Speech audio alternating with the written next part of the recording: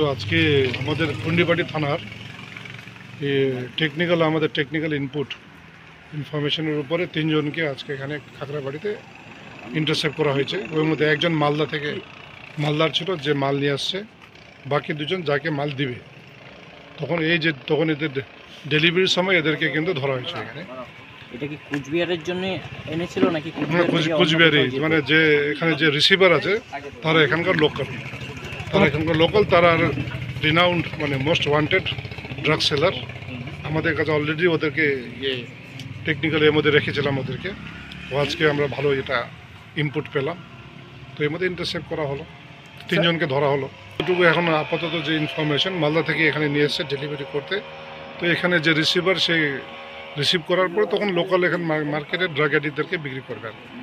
তো আমরা বলতে পারবো না এই ড্রাগসের ব্যাপারে, এদের কিন্তু এটা তো ইলিগাল বিজনেস, কিন্তু খুব এরা ডিমান্ড আছে। এখন 260 গ্রামে আনুমানিক 6-7 লাখ টাকা হবে।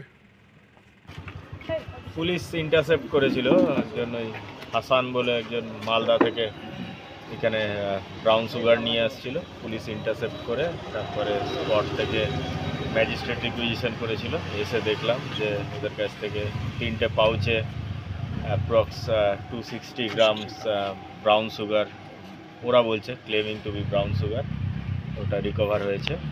সিজ করা হলো আজকে প্রেজেন্স ম্যাজিস্ট্রেট।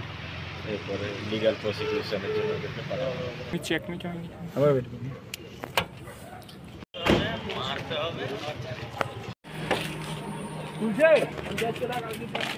হ্যাঁ ভাই,